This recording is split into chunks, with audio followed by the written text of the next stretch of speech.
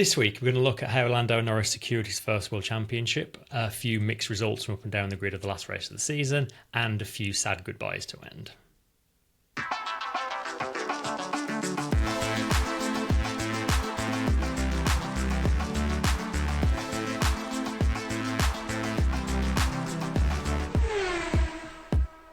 Hello and welcome to Back of the Grid for the last race review of the 2026 season. I am Chris, joined as ever by Tom. Hello. Not the most. I think Martin Brundle said something like, "It's not been an exciting race, but it has been a tense race," which I think summed it up quite well. Yeah, wasn't a huge amount of drama in it. Like you say, it wasn't particularly exciting. There were definitely glimmers and moments of it though, where you sort of had a couple of different occasions of Leclerc maybe making it hard work for Norris and possibly taking that third place off him and mixing things up a little bit. But yeah, it was, I mean, an all right race as races go, generally speaking, but definitely not like a dramatic finale, was it? There's certainly been worse races in Abu Dhabi, that's for 100%. 100%. But yes, Lando Norris did wrap it up just by the 2 points in the end, by taking the third place he needed. Lost second to Piastri early on. Kind of seems almost planned, or at the very least he was fine letting Piastri go, because, Piastri chasing down Max actually would have made the situation better for Lando, so...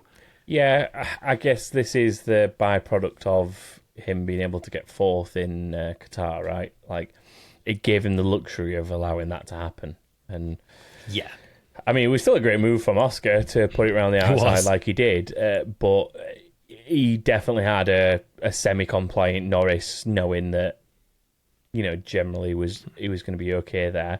I think maybe there might have been a little element of regret when the likes of Leclerc and even Alonso started sniffing at getting in the mix and trying to take it off him. But I think overall there was definitely some compliance there from Lando to let it happen. And like you say, you know, Oscar winning and taking some points off of Max made it more comfortable for Lando. It would have afforded him to be able to go to something as low as fifth, I think, right? I think so, yeah. Fourth or fifth. So technically it was a better situation for him if he had gone and attacked Max. So it's kind of perfect for McLaren, really, you know, for all of this talk of Team Ords and how they're going to handle this. Actually letting Piastri go and try to win sort of covers all their bases, because if Piastri wins and Norris is on the podium, then that just makes life easy. Well, it makes life easier for Norris because he didn't even need a podium.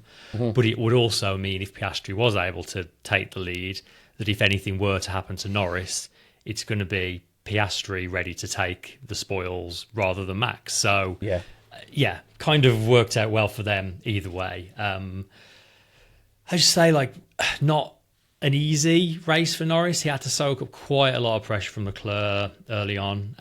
After the first pit stop, he came out behind a decent queue of cars, and he had to make some pretty decisive overtakes to guarantee getting back in the position he needed. I think he passed 4 cars in his 2 out laps from his pit stop, which is pretty tasty. Yeah. Brief scare with the Tsunoda situation, which was a bit confusing at the time. There was a lot of confusion about exactly who was being investigated for what. Yeah. Tsunoda eventually was penalised for moving more than once on the defence, basically, wasn't it? Yes. And then simultaneously, Norris was investigated for passing off the track, which he technically did. If you look at the frame by frame, he was all 4 wheels over the line when he made the pass, but it was also on a straight, which is a slightly weird situation in the first place. Yeah, I suppose as well, I still don't actually know. I said this at the time when we were watching it live together, but it depends on which of those 2 white lines is deemed exceeding track limits, because it's quite a big gap in between the 2 of them, and different circuits are different, aren't they? So, like you only have to look at the exit of the final corner where you were able to, the white line was so thick that you were able to go all the way off the track onto the white line, but not exceed track limits and get your lap deleted unless you went all the way and completely broke the white line and went onto the curb. And I remember Russell having a bit of a almost tank slapper moment in quali, where it was literally the back wheel was in but the front was out, and then it was the other way around, and he was literally pivoting on the line and keeping it in.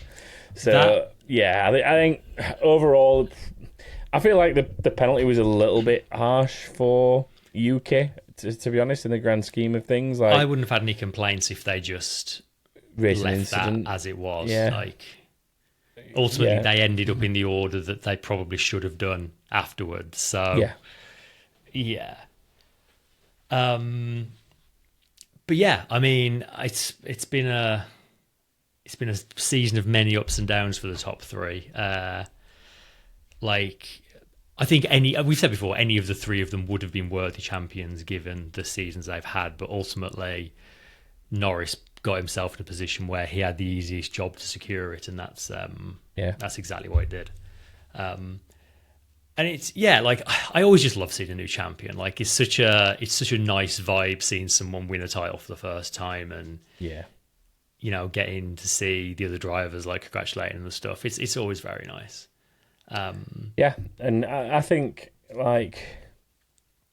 you can generally like or dislike any driver you want, but I think you would say that with the performances that they've all put in at times through this year, you'd have, the vast majority would be happy no matter which of the three took the title away this season, given how it's been and how they've all had different moments. Like, you'd got Oscar initially starting pretty strong and having that really good spell in the middle while Lando was not so great. You've then had Lando being a little bit resurgent in after the summer break and sort of essentially clawing back into a championship lead that you didn't think he was gonna at one point. And then from out of nowhere, Max claws back 102 points. It was 104 behind and then finished 2 points behind in the end. And I mean, you can look at them all and say, "Oh, this could be the moment that lost the championship for the other two, or barely won Norris the championship, whatever it might be." But I think that's what makes a good season, where you've got three talented drivers winning practically an even share of races. What is it? It's 7 Norris, 7 Piastri, 8 Verstappen. Yeah. You really can't get any more even than that. And then they're all within, whatever it is, 10, 15 points by the end. I can't remember how many it put Piastri behind Norris, but it can't have been many. I just, no matter who wins, I think you had to be really happy with the way the season's panned out, generally speaking. Yeah, definitely. I mean, don't get me wrong, there's been controversial moments and there's been moments where each of them have maybe you've thought, this is not great, but generally speaking, it's been one of the better seasons of Formula One, I think. Yeah, absolutely. And I've already seen a lot of people pointing to what happened in Monza and be like, "Oh, that was extra 3 points for Lando, ended up being vital because he only won the championship by 2." And we've been guilty. We were talking about how if Max loses by less than the points he cost himself in Barcelona when he hit Russell, but ultimately there's so many individual moments across the season that you can pick apart, but you don't win championships in moments like that. You win championships across a ridiculously long season with more back-to-back races than ever. And it's easy to, when you've got a championship this close, it is really easy to just go find one moment where they've dropped some points and gone, that would have been enough. Like Piastri putting in the wall in Baku, Verstappen in Spain, like you say, and if Lando hadn't won it, you'd have gone and picked Canada out or something like that. You can easily pick a situation from each one of them and gone, if you'd have not done that though, you'd have won the title. And it's like, it is what it is. I think Max put it pretty well himself when he was getting asked questions. Don't get me wrong, I know we discussed it and talked about it on the show because it's a talking point, but there's a big difference between us just like hyperbole, I can't even say it, like hypothetically talking about it, and saying like, oh, what if this, what if that, etc. But to actually be in a post-race press conference and turn around to Max Verstappen and basically say, do you think you shouldn't have crashed into George then, mate? You'd have probably won. And then, like, grinning at the guy, like... Yeah. Oh, just gross. Yeah. But Max's response to that guy is, like, one of the reasons I will always love Max. He's just... He might as well have brought out the, yeah, well, if my mum had a ball, she'd be my dad kind of reference again. Like, but it was probably better than that one, to be honest, the way he shut it down. But yeah, I think, I hope we keep a title fight this close going into the new regs. Like, yeah, likewise. Just mixed up a little bit. Like maybe seeing a little bit more of Mercedes and Ferrari in there. Let's have one of those 7 winners in 7 races type seasons maybe going into next season. Fingers crossed. Yeah. I really liked what Carlos Sainz said after the race as well. He kind of made the point that it's nice to see someone like Norris win the championship who he doesn't tick the kind of stereotype champion boxes. Like, he's not this like ruthless, arrogant, kind of closed off person. Like, he very much like, he's very open, very honest, wears his heart on his sleeve. And it is like, that is quite unique as far as like top tier motor racers tend to be. I think you'd say the same for Piastri in that regard as well, though. You could, absolutely, both of them. I think Max is like that at times, but he also has that ruthless streak, doesn't he? And I think that's what's made him a multiple world champion to this point, and he's got him back in contention this season. Like, he can be ruthless when he needs to be. Whereas Lando and Piastri are a little more compliant with other people around them and stuff like that. But you got to remember, like, although Lando's been on the grid 7 years, he's only really been in a car capable of even getting close to a championship the last 2. But he's 18 months. 18 months, like a year and a half. I mean, all this talk, and he'd not even won his first race until recently. Like, it's crazy the time span from him actually winning his first race to now. And I know he's had chances to win races before that have maybe sort of gone away due to mistakes and stuff, but still a pretty young driver at that point. And on that note, same to Oscar Piastri, like, to be in his 3rd season and be in the position that he's in and be so close to that title in his 3rd season is something for him to at least go away and be very, very proud of, and try and take into next season. And if McLaren can keep giving him a car that performs, I don't really doubt that you'd see Oscar Piastri be a world champion, because he just needs to iron out some consistency. There was a really good reference actually in press conference to do with Piastri as well, where he was saying that obviously these Formula One seasons are so much longer than anything else he's done before.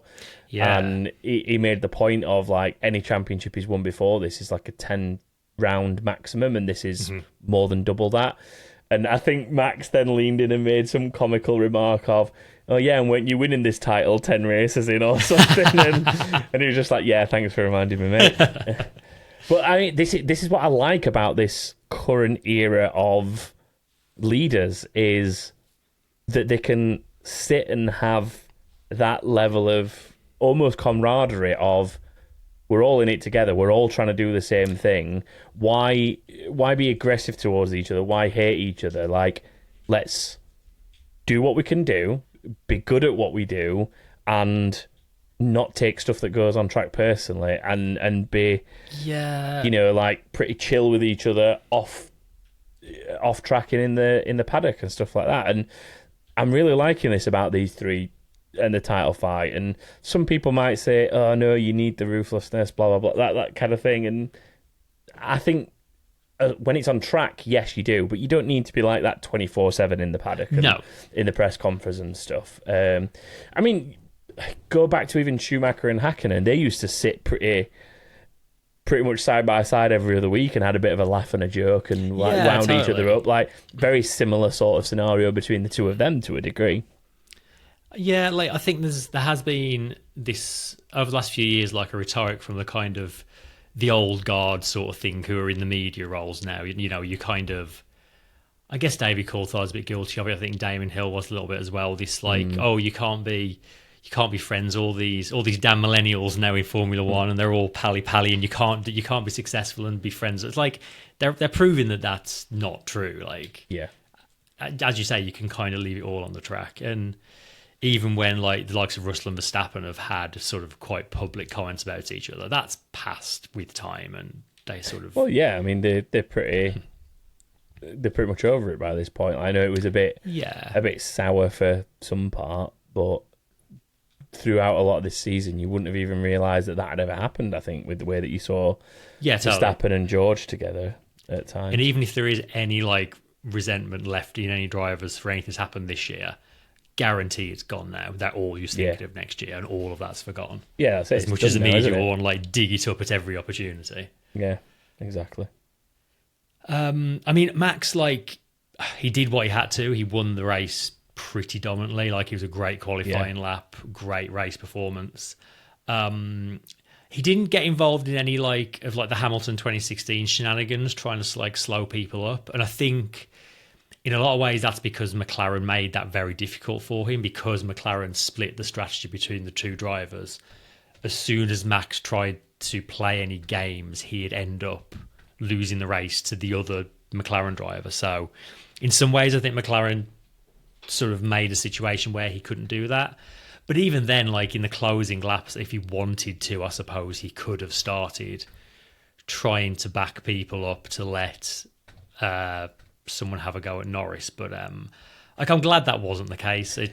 I really hated watching that in 2016. As much as a driver, you've got every right to drive as fast or as slow as you want to within reason. I didn't enjoy that in 2016, and I'm glad we didn't see it this year either, to be honest. Yeah, it's not the most ideal tactic. You get why it happens and why you end up in that position, but I think, like you say, it definitely detracts away from the full-on racing that you want to see, doesn't it? Yeah. I also really enjoyed hearing Max's radio after the race, and all his interviews afterwards. He was just very sort of calm and philosophical about the whole thing, and like not wanting his team to be down about the result. Yeah, it was a. You know, I don't even before the race, his demeanour was very much like, we've got an outside shot, we'll give it a go. But I think I expected him to be quite so sort of calm and go with the flow about the whole thing as he was after the race. But it was nice to see. Yeah, I mean, the interesting thing about it all is that when you think about it, this is the first title he's lost, technically speaking. Like, I know he's obviously been around the sport 10 years plus or whatever now, but like, this is the first time he's been in contention and lost it, realistically. Yeah. And I think the way he's gone about losing the title is probably the best you could ever ask of anyone being in that position. Like, putting in the performances to put himself in contention, doing everything he needs to do and leaving it out on track to the last minute that he possibly can, and still being like sort of humble and about it, and obviously being more concerned about the team being down about the fact that he's not been able to do it than himself. Like, and that's your leadership qualities that you want in a driver like that. And I think he's shown very publicly like why Red Bull see him as the leader that they do. And I think you do sort of see bits and pieces of it from time to time, and I think too much of it usually ends up being behind closed doors, and you've probably got a little bit of a proper glimpse into what Max is like with the team behind the scenes, with his sort of demeanour. Like, don't get me wrong, when something's not right and it needs to change, he will be very vocal about that, but I feel like there is an element of, in the media, that's the only bit of it that they ever portray of drivers. Like, I mean, look at the Sebastian Vettel era, you know. It feels, it's not the same thing, but it feels very much like that title Vettel won, where he was like saying, "We've done such a good job this season, guys. Like, remember, these good times don't last forever. We've got to enjoy them while we can." It felt a very similar message to that of all you ever see played out during races is the ranty, angry, argumentative side while they're in the heat of battle and stuff like that. You never actually properly get to see that side of the drivers, and then when they finally do show it, you sort of like, yeah, he is the guy that you want him to be. Like, it was the same with Vettel, it's the same with Verstappen. Like, it's sort of the way the media let it play out, I guess, that sort of villainizes them when there's just no need to be that way about it. We did see after the race, GP Max's race engineer looking pretty distraught on the pit wall. From what's been said in the paddock, it sounds, because we know he's missed at least a couple of races this season, and it seems like there's something going on in his life outside of F1. And apparently he wasn't originally supposed to be in for the Qatar Grand Prix either, but because the championship ended up being so close, he changed his plans and went along for the last two races. There is apparently some question over whether he's going to stay in his race engineer role or maybe move into another senior role in the team next year. Obviously, they're keeping private exactly what's going on with him, and we're not going to speculate. But yeah, it was hard to see, and obviously hope whatever's going on there kind of pans out in a way that works better for him, because it definitely seems like he's had a tough year. So I think a lot of what Verstappen had to say on the radio was likely, at least in large part, aimed at him, I would think.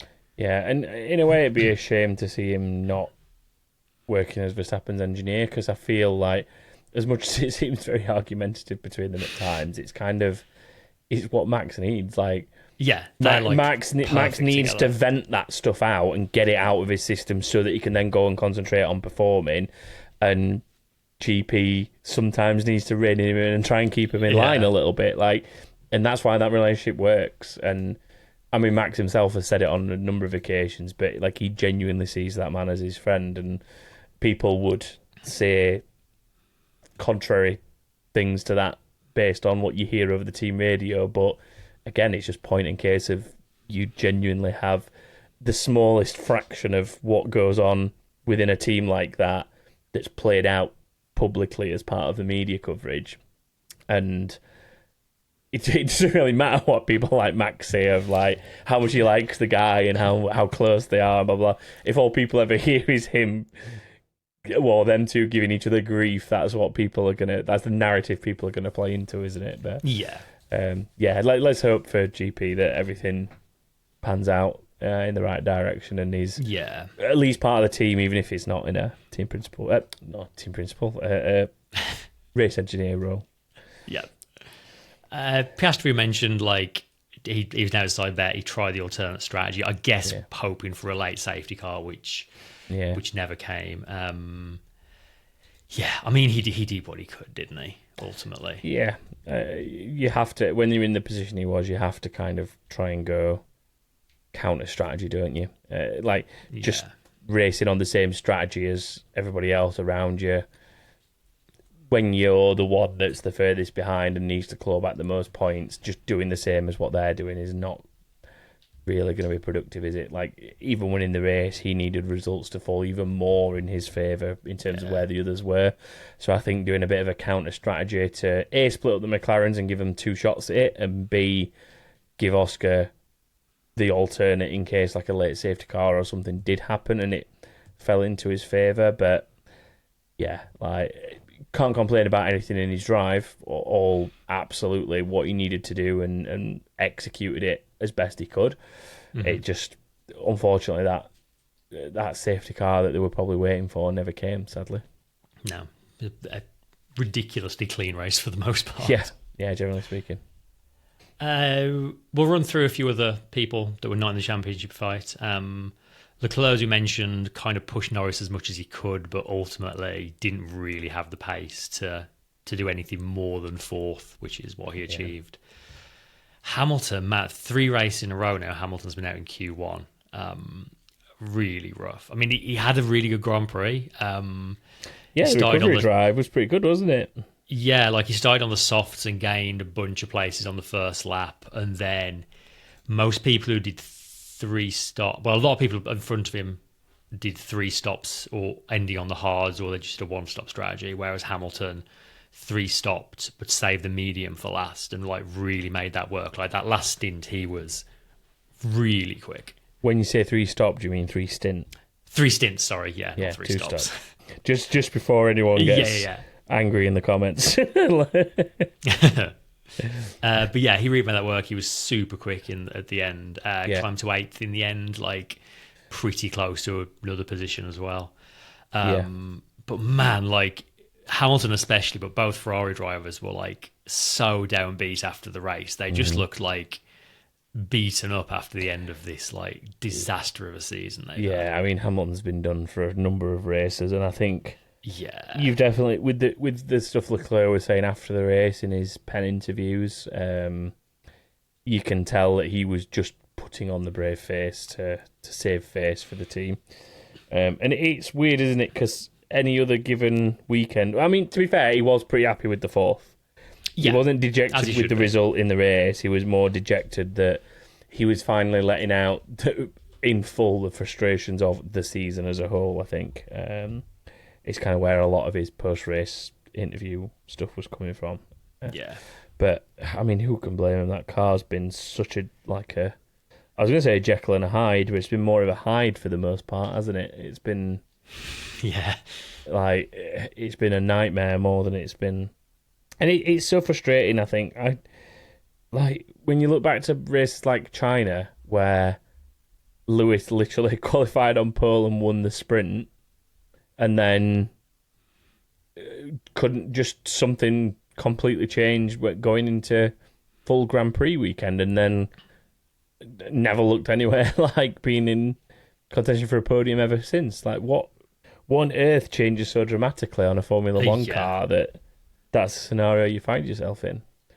Like, even teams like your Williamses with Sainz picking up a couple of podiums, like, don't get me wrong, they've yo-yoed a little bit, but it's not like they've had the attempt once and then been slowest in Q1 for the rest of the season. But that's what it felt like the Ferrari's been like.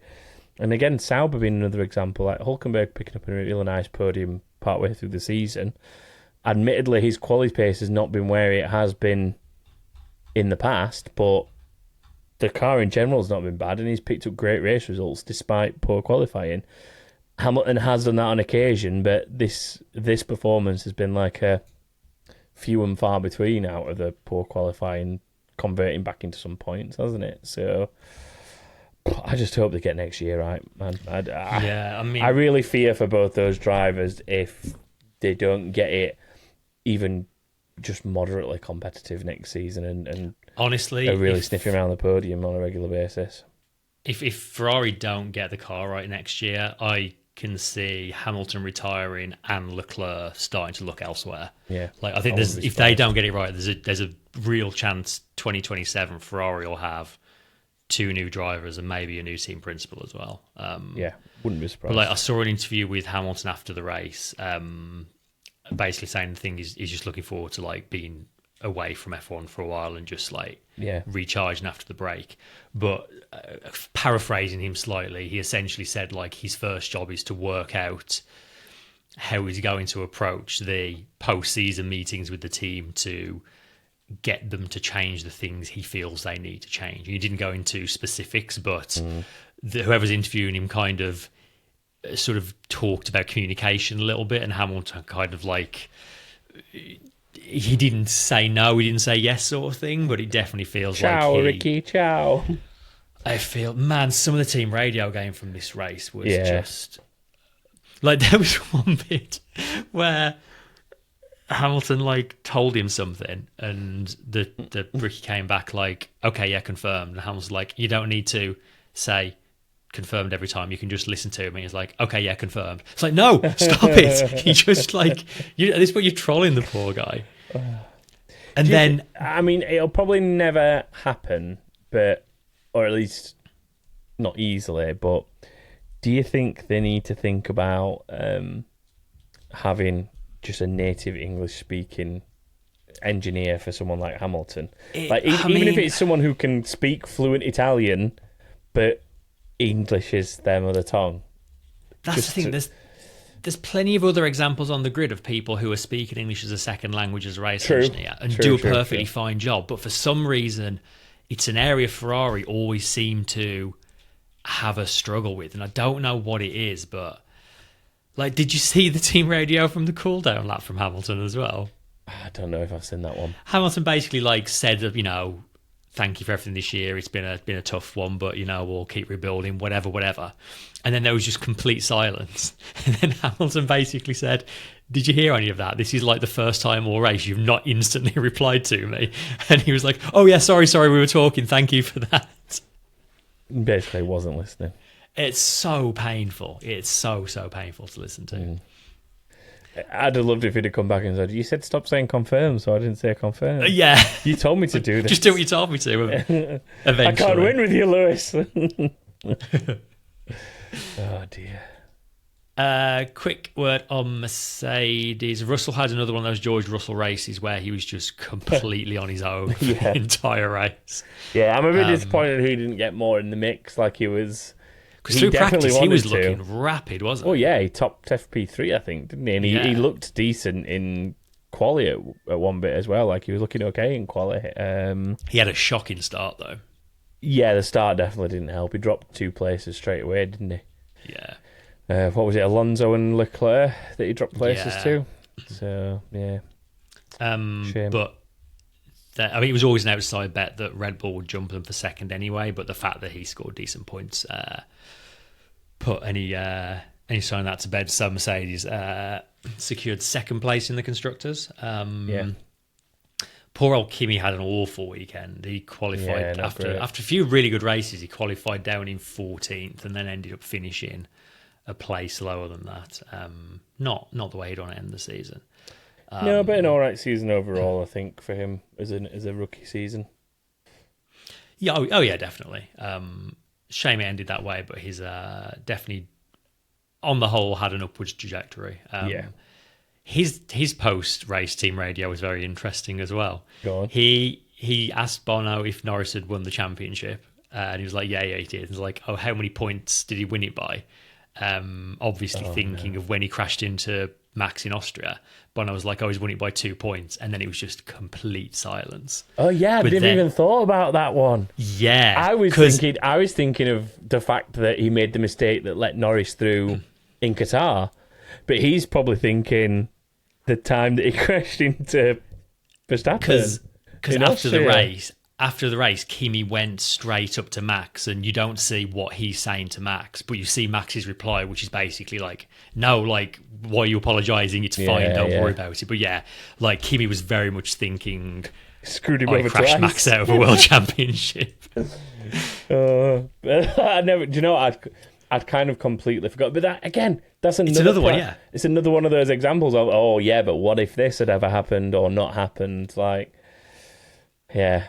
Antonelli's like a sleeper agent or whatever. He's been like pretending to be really close to Max to get the inside info in order to destroy him. That's why it made me laugh so much in Qatar when people are like, oh, like he's pretending to make a mistake to help Norris. And it's like, have you paid any attention to him and Max? They're like best buds this year. Oh dear. Very strange. Yeah. We've made a lot of the battle for 6th place in the Constructors this year, and it was they were all over the place, actually, the contenders for that. Alonso was the best of them. He had a really good weekend, actually. Aston have had a lot of weekends this year where they've qualified well and the cars had like no race pace, but they actually did have some race pace for once this weekend, which Alonso used pretty well to come home in 6th place. RB, meanwhile, had no race pace whatsoever. They just plummeted. But Alonso on his own didn't do enough to overhaul them. So RB did finish 6th with Aston Martin in 7th. I thought the point that Stroll got towards the end was enough. No, I'm going to double check that, but no, it wasn't. Unless that was enough to overthrow somebody else. In the end, it was a 3-point gap between them in the end. Well, my commentary coverage was not the greatest in that case. Yeah. Haas also had a chance of overhauling Aston Martin. Ocon did his best. Ocon had his best race in quite a while, actually. He got through to Q3 for the first time since Monaco, which shows how rough a second half of the season he's had. Yeah. And finished in the points, but that still wasn't enough to chase Aston. So Haas finished up in 8th in the end, which was 9 points ahead of Sauber because they only scored a couple.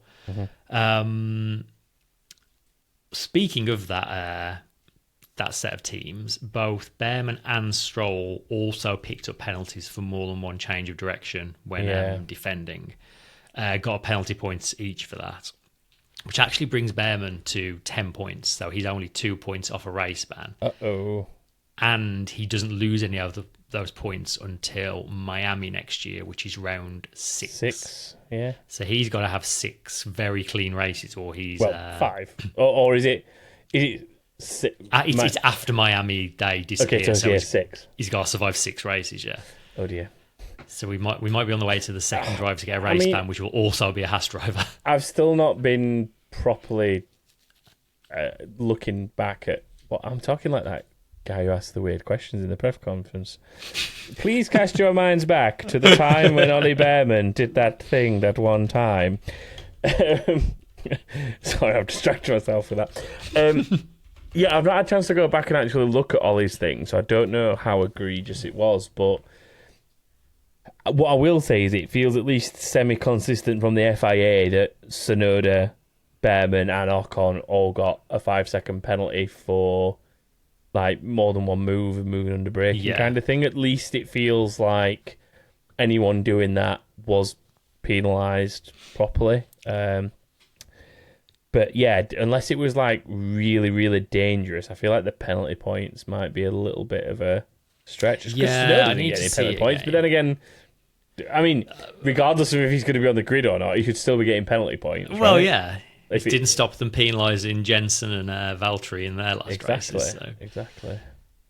Yeah, I mean, looking at what Behrman's got his penalty points for as well, like two of them are for Italy when he collided with Sainz, and we all said, why is Behrman getting a penalty for that? It should be Sainz. But you look at all of the rest of them, and it's the silly stuff he's been doing all season. Red flag infringements. Monaco overtaken under a red flag. Silverstone failing to comply with red flag. Like, stuff like that is entirely in his own doing. So Yeah. He's going to have very clean start to the season. He's going to need. I wonder who Haas's reserve driver is going to be next year. That'll be that choice has suddenly got a bit more weight behind it, hasn't it? Yeah. It'll be Rio Haryanto, won't it? Maybe, yeah. Because he does all the test driving as a rookie. Yeah, well, Haas are actually going to have Toyota as a title sponsor next year as well. So they've got the Gazoo Racing thing, haven't they? Yeah. That relationship's getting a little bit closer. So yeah, it'll probably be someone from that stable, I imagine. With a Ferrari engine in the back. I mean, to be fair, it's all the same as Alpine going, do you know what? We don't want to use our own engines. We're going to stick a Mercedes in the back. Yeah. Or back in the days of the BMW team running Ferrari engines. Yeah. I love Formula One. I know. And then a few sort of goodbyes for the end of the season. Yuki, I mean, qualifying, got through to Q3 for the first time in 6 races. Did what he needed to give Max a tow and help him out. But in the race, I mean, they did what we all expected. They started him on hards. He went long to try and hold up Norris. Didn't do that good a job of it and got himself a penalty in the process. And then dropped out of the points. So not a particularly high end to his F1 career, unfortunately. No, certainly not. No, I mean, without getting too much into driver ratings and season review stuff, like, in some ways I'm sad to see him go, but I don't think he's done himself any favours really this year. So no, that's it. He's the thing is when he was in the Alpha Tauri, as it was for the majority of the time he was driving it, it was one of those things where he always had these moments of potential. You could see the speed, but there were always so many mistakes. Like the number of times that he'd end up in the gravel. And, admittedly, he did a lot of that in practice sessions and kind of got it out of the way the weekend early. But when someone's doing that often, there's already a little bit of a question mark. And then when you add the pressure of being the Red Bull second seat to that, it just compounds, doesn't it? And it just gets worse. And probably just a classic case of not being ready for what he was put into. But I mean, you said the same for Lawson. Like, look how much sort of more comfortable Lawson looked once he went back to the V-carb. Like, he sort of settled down a little bit for him. And don't get me wrong, I'm not saying he's perfect. He still has his moments where he gets a little bit too elbows out and gets a bit too aggressive, but the results were a lot better. Like, he was outperforming Yuki once Yuki had moved. And admittedly, that's probably that the car was in a better, more stable place, but like, what do you expect? If you give a driver a more stable car, they're going to get better results, right? Yeah. And it's weird. Like, at the time of the decision when they demoted Lawson after 3 races, was it? Like, it was literally. We all criticised that, but from his point of view, like, that might have been a blessing in disguise because he's keeping his seat now and Yuki isn't. So yeah. It's also goodbye to Renault engines. This was the last race with a Renault powered car on it for the foreseeable future. As disappointing an end as you might expect from them. They finished last but one, sadly, before Alpine switched to Mercedes engines next year. Pierre Gasly looked extremely relieved to be out of that car at the end of the race. Yeah. I mean, they've basically run the 2024 car this season, haven't they? They've done the bare minimum that they needed to make any regulation changes and then just left it alone. No problem with that, as long as what comes out of the gates next year is up there. It's gonna have to be a good car when they've basically spent all season at the back of the pack this year going, but it's because we're working on 2026, we're doing 2026. It needs to be a damn good car. Before we have another 100 race plan. Yeah. And then the last goodbye was for Sauber. And Peter Sauber himself was there actually this weekend to see it. Picked up a couple of points in Hulkenberg to cap off a season where they picked up another podium, which they've had a handful of over the years. And technically one win. They were sort of BMW Sauber at the time, but we'll count it. I mean, there was still 7 or 08. I think there was still BMW Sauber, weren't they? Like Alfa Romeo Sauber and whatever.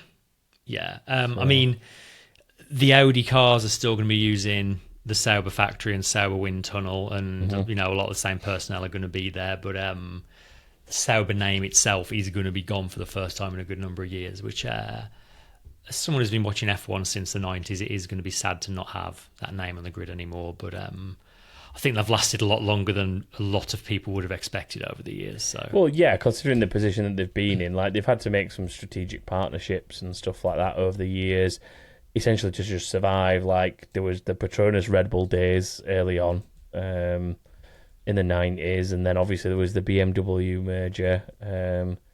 Then to sort of do it again, they had to kind of move into the Alfa Romeo space, and then now Audi. But I think Audi are sort of the kind of team that they want all or nothing, basically. So they've kind of had to give up a bit more. But yeah, I mean, I think Sauber will always have like a nice sort of soft spot in my heart, I think, generally speaking, because they've been part of like so many drivers either getting on the grid or like early stages of their career. Like, I mean, Kimi, Nick Heidfeld, Massa, trying to think who else, Kubica. Vettel had his first test with them. Kobayashi. I mean, I know he's kind of gone on to do other things, but Hulk has spent a lot of time there. Like, so many drivers have come through their program at some point to build up to then go on and do even better things. So yeah, there'll always be a bit of a soft spot for teams like that for me, I think. So yeah, sad to see the name go, but I'm also kind of a little bit excited to see Hulk in a factory Audi set up, just to see how that pans out. Like, Hulk is a good driver. We know this. He will take opportunities given to him, and if Audi can get it right, I'd love to see Hulk like winning races and stuff in an Audi. I mean, it's not going to happen next year, but really interested to see how they start off though. As Audi. It would be great to see just the immediate trend in the right direction from the power of a manufacturer being behind the team properly. So, who is your driver of the day? Oh, this one's hard, man. Probably one of the harder ones, I think. Like, Max just did absolutely everything he needed to do, so definitely a candidate.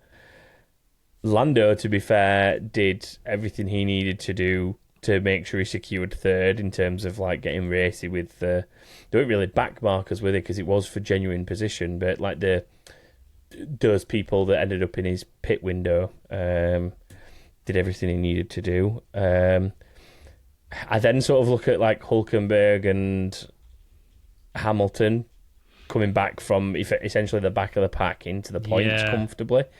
I think they were really good drivers. It's really hard, this one. I don't know. Like, I've just given you about 6 candidates. Yeah, I don't know if you want to input. Hamilton's. I was thinking Hamilton, but then like in the past we've avoided giving people the driver of the day for having a good race that fixes a bad qualifying, and he kind of fits into that category. I mean, I'm almost tempted to say Lando just because he had a tricky race and just soaked up all the pressure and did what he needed to do. Yeah. Or do we say Max because it was a very, very good win? I don't know. It's really hard. You could let him share it for once. I know we don't do that often, but no. Then that feels like we're leaving. That feels like we're leaving Piastri out, and we can't give it to all 3 of them. Give it Lando. Then he won the title at the end of the day. Didn't he? Do you know what? We'll give it Lando. Just do it. What about move of the day? I mean, as much as Lando was being compliant, I think Oscar's on him early in the race was good, really solid. Hamilton had loads of passes during the race, and we saw almost none of them, unfortunately. He had some good ones, though, like some really good ones. I think the only other one that stood out was, I think it was Norris, who like got 2 for 1, basically. He got one of the RBs and somebody else into a braking zone. Might have been Stroll and an RB, maybe. Yeah, I think it was. That was pretty good. So that one was a nice one that I liked. I think Charles then did the same thing. Clarence is just pointing out in chat. I think Clarence did something. Similar.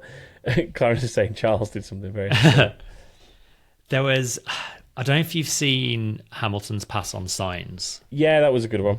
That was like through 10 and 11, which is a flat out double right, and then he slammed it up the inside into the 12. I thought that was really impressive. You don't see overtakes there often. I'd sort of be happy with that one just on the basis of where it is, because like although Norris and Leclerc are getting a double overtake, it's in a fairly standard conventional overtaking spot, really, isn't it? And they're in better. I mean, well, Norris is definitely in better machinery than the two he's overtaking. For Leclerc, it's debatable. But yeah, I'm happy with the Hamilton on Sainz one just for where it was more than anything. Yeah, we'll go with that. Cool. Last one. Honestly, what the f*** are we doing here? I'm glad you've written this down because this is where I was going. Get ready for Ranty Tom. Ranty Tom inbound. Yeah, go for it. I think it has to be this. So, I will not stop being infuriated by the way that Zak Brown conducts himself on team radio, or just in general. And I did a lot of my ranting live whilst we were watching the thing, but then I've seen even more clips of him doing it since on stuff like Instagram and YouTube Shorts, and I've been venting all day about it to everybody. But yeah, to be like, what is like a poignant moment between Piastri and his race engineer of like, you've done everything you can, like really just just consoling one another for a good season that wasn't quite enough to win the title. And then Zak Brown just literally interrupts the whole thing to I can't remember what it was he said. It was really obnoxious though, the way he did it. It was just like, oh, you're a superstar, Oscar. You're so good, Oscar. You're the perfect teammate. Oh, we're world champions and you were part of it, Oscar. It was like, dude, just... It was awful. It was, he did it twice as well. Twice they did it a second time. They they tried to do it again, and he did it a second time. And then the cheesiness of hello, Lando, is this the world champion hotline? Oh, he is... God. Oh, he's so insufferable. I nearly just turned the TV off. He's so insufferable. I want to punch the man. I'm starting to understand why Horner used to say the things he did about him. I never thought I'd find the day that I side with Christian Horner on something, but I think I'm about to. We were chatting at the time, and it's like Zak Brown is guilty of the same thing Christian Horner is guilty of, which is in big moments like that, they've clearly thought ahead of time, planned what they're going to say because they know it's going to be broadcast everywhere. At least Christian Horner kept it pretty straightforward and simple. Yeah. Zach is just shut up. Just cringe. Stop it. Just absolute cringe. Absolutely awful. Yeah. Honourable mention to our beloved FIA president as well, just inserting himself left, right and centre. And then in the cool down room, you just saw his hand enter frame and grab Lando's hair and give him a... what is that? Did it twice. I'm sure he did it on the podium as well. Also in that cool down room, I said this to you at the time, very briefly, the camera panned over to the right, and the room they were in had a glass wall, and there was just a room next to it full of people staring at them and taking photos like they were in a zoo or something. It was so weird. But it's absolutely Zak Brown. He needs to be stopped. Stop it. He needs to be stopped. Stop it. Take his microphone off him. Yeah, Zak Brown must be stopped. That's an episode title right there. Yeah. Right, I'm going to whiz us through the last predictions section some more champions. Of the season for some more champions, yeah. Wow, a really high-scoring weekend for predictions. I think a lot of people had faith in Max at least doing everything he needed to do. So a big number, 6 people in total scored 4 out of 5, all extremely close, but not quite there. Most of them were all the same as myself, which was basically double max and then going for the maximum number of finishes. So pretty much everybody got Yuki's finishing position wrong, and I will say some of them will probably be kicking themselves because they've got 13th and 15th and he was 14th. So yeah, commiserations to you who were close but just not quite close enough. The only person in amongst that lot of 4-point scorers that got a correct prediction for Yuki was Simon Maul, with 14th being correct, but had foolishly put support in Lando Norris to win the race, so still only scored 4 points. But a quick mention to Holly Woodward, Paul Ricard, see what you did there. First name, last name, see what you did there. And Don Queen, who were the other 4-point scorers, matching my predictions. What that does mean is a very, very interesting result for the overall standings. So we've had a very close race going into the end of the season, some chopping and changing between the top 2 or 3 people, some very familiar names, Michael Labaldus, Ben Hines, Gordon Barham. You've probably heard them a fair bit over the last few weeks when we've done this section. However, out of nowhere, almost Max Verstappen-esque, Holly Woodward with 4 points this weekend has leapfrogged the lot of them and finished first with 31 points. So extremely well done to you, Holly. That is an extraordinary final race in order to clinch a title, if ever I did see one. I'm here for that in true F1 style. That is the kind of thing we like to see. Yeah. I mean, commiserations to you other guys. You were at the top for a long time consistently this season. And for the top 4 to be separated by 2 points is impressive in itself, considering how hard Predictions League can be at times. So well done to you all for being just up there in the first place. Over in the Fantasy League for Fantasy F1, the official one, Michael Labaldus, I'm going to assume, because it's 2 Lebo 2 is the team name. So I'm going to assume this is Michael doing well over there as well with 299 points, winning this weekend's event. And we've got basically 44th Gear is our champion this year with the highest point, but 44th Gear did join our league a little bit late. So I'm going to make a very honourable mention for Wyan Racing, who made me tongue twister my way through pronouncing that for the vast majority of the season. So Wyan's team was 5,447 points, but the 44th Gear team was just ahead on 5,867 points. But yeah, I think Ryan deserves an honourable mention for just being at the top for so long and essentially being leapfrogged by somebody joining who had more points at the point of joining, unfortunately. And then over in GridRival, we have Gav Baz, who won this weekend with 1,040 points. And our overall winner there was Sazo123, who she took the lead a few races ago. Kind of went a bit back and forth, some of the other people up at the top of that one. But yeah, Sazo was overall victorious with 23,273. And again, I will put out an honourable mention for Mighty Hawk 44, who spent a lot of the season at the top of that board and had probably a little bit of a poorer end to the season, unfortunately, and dropped away a little bit, but was literally the first person on GridRival within our league to go on and congratulate Sazo. So big up to the sportsmanship there of very Max Verstappen-esque of, I might not have won it, but I'm glad you did kind of vibes. So yeah, well done to all of you across all the leagues there. If you want to sort of find out more about the Predictions League or see where you finished overall, anything like that, head to backofthegrid.com.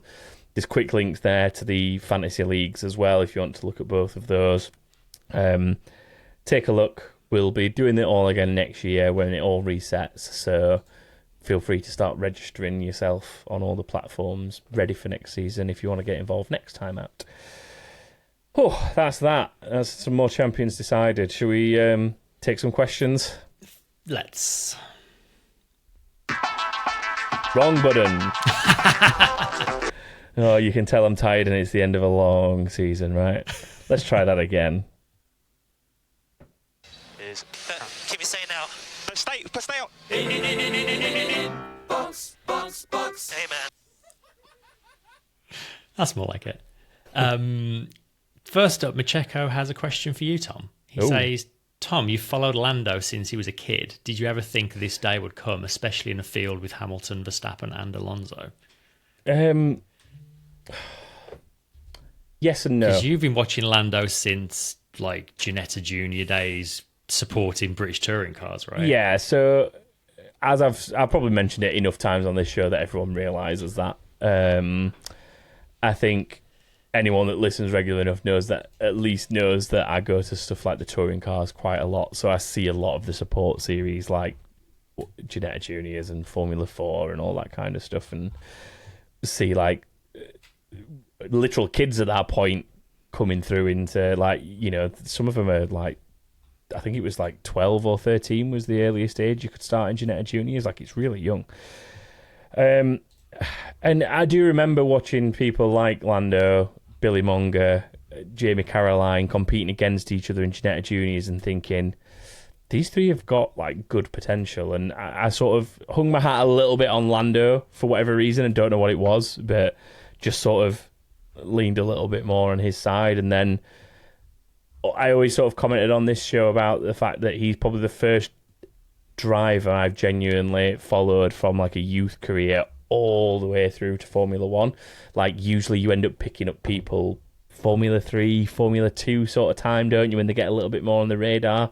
It's unusual to probably have enough exposure to a driver that you see them from like what is well over a 10-year career at this point. So yeah, it's weird.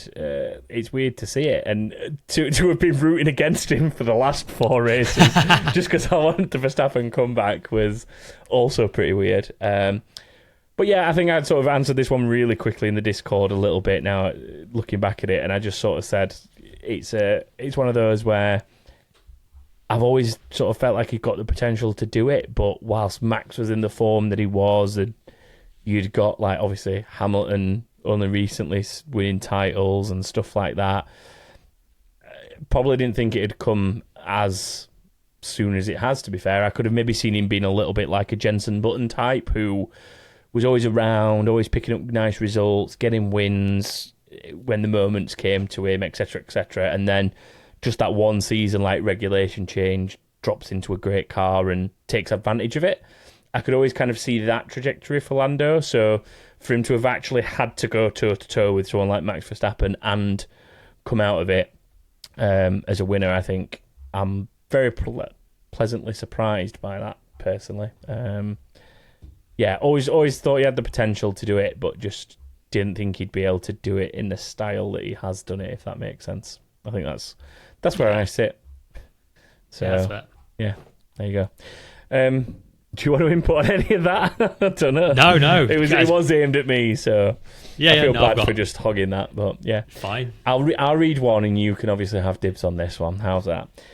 Mike P says, "Hey man, has F1 lost its ruthlessness? Verstappen had 3 corporate allies in the race, and not one of them chose a detrimental strategy to frustrate Norris in an attempt to finish third." I mean, we sort of said earlier, I think McLaren, part of the reason they chose to split the strategies between Norris and Piastri was to try to negate some of the games Red Bull could possibly play. I mean, Tsunoda, tried to do a bit of what Perez did to Hamilton in 21 and didn't do a great job of it. And in terms of using RB are much more of a separate entity. It's weird because RB are physically closer than they've ever been. They operate out of Milton Keynes as well. But in terms of race operations, they're kind of more independent than they used to be. And I think that's a result of, in the past, there have been some shenanigans, and a lot of other teams sort of started questioning whether one entity should be able to run 4 cars effectively. So I don't know. There's definitely, you could argue that other teams and other drivers might have been a bit more ruthless, but ultimately I think they all did what they could within sensible bounds. Yeah, within reason. The only one that really ever had a proper opportunity to do anything about it was Tsunoda. And he sort of did what he was probably capable of. I think it's fine the way it is. It's fine the way it is. Last question this week from Tom P, who says, "Hey man, do you think any of the current drivers apart from Lewis would decline the number 1 on the car if they became world champion? Because Lando has said he's going to run number 1 next year." Oh, is he now confirmed this? He has confirmed that, yes. Okay. I mean, as we joked about in the Discord at the time, I can't see Zak Brown allowing him to not run number 1 due to marketing reasons. I can't remember who pointed that out, but it was a very astute assessment by whoever it was in the Discord. I can't think of another driver that's at least to me, as associated with them. Lewis Hamilton 44 is it's been a thing for so long. That's an association. Max and 33, although he's not ran 33 for a number of years, that's still a big association. I can't really think of another driver that's got quite such a big tie to their number, at least yet at this point in their career. It's not like you hear 87 and think, oh yeah, Ollie Behrman instantly. There's just not that. Well, but we're nerds. 27. Hulkenberg. Aha! Damn it. Stop disproving my point. 16. Chuck. See? Isn't it? Yeah. See? It's ingrained in you. 63. George. 12. I mean, I made that too easy. Oh, no, I've stumped him. You've not. Don't. I mean, I associated with George. Oh, Kimmy. Yeah. Right. 6. 6. Not Rosberg. Not anymore. Hadjar has taken 6. Oh, the Red Bull number thing continues. Oh my God, this is amazing. I don't know why I'm only just realising this now and I'm getting so excited over it. Ricardo, Max, 3:33. Max wins the titles and becomes 1, gets teamed with Perez, 11 and 1, right? Loses the title, has to run 33 again. 3 plus 3 is 6 and Hadjar's his teammate. The number Wang is the number Wang. Oh my God. The other thing that continues is only drivers with a double letter in their name have won a race for Red Bull. Wait, what? A double letter? So Verstappen double P, Ricardo double C. Perez is the only one that's broken that so far. Every other driver that's joined Red Bull that's not had a double letter in their name has not won a race and has been binned off. So Isaac Hadjar doesn't bode well for him. He needs to change his name quick. No, it's fine. It's 6. It's 3 plus 3. Yeah. I don't know. Yeah, I don't know where that came from. Have we answered the question? We've not answered the question at all. No, we can sidetrack to my driving numbers. And I sort of semi-agree with your point that I think most of them would relish the opportunity to run number 1 for a while. I think they'd all take it. And like you say, Hamilton's more of an exception than a rule in that regard. Yeah. Yeah. And that wraps us up for the last race review of the year. We're not going to be done for the year yet. We haven't quite worked out our winter just yet, but we'll definitely be back to do driver rankings and awards and all of that sort of stuff. And we'll have other bits and bobs going on between now and beginning of next year. There's already several dates for car launches. Testing is like 90 days away or something like that. It's really not that big a gap. It's not long now. So, yeah, we'll still be around. Probably less than that. I know. Probably is, actually. I think the first race might be 90 days, so testing's I think I remember it being 56 days or something for testing. Basically, you don't get any time off in Formula 1. No. But yeah, so we'll still be around. In the meantime, you can get in touch with us in all the usual ways. As Tom said, you can also go to backthegrid.com and pre-sign up for all the various leagues and stuff if you want to do them next year. But for now, that will do it. So thank you for joining us, not just this week, but for the entire season. It's been very, very fun as ever. Extra special thank you to our entire Discord community, who are always really great to sort of have around while we're watching races and stuff, and a constant source of entertainment. Mainly because if you want to fact check us back into oblivion when we start talking absolute rubbish. Yeah. If you want to join them, you can find out how to do that at patreon.com/backofthegrid. But yeah, as I say, we'll be back in the coming weeks to do other stuff, so keep an eye out for that. But until then, thank you and goodbye. Bye, everyone.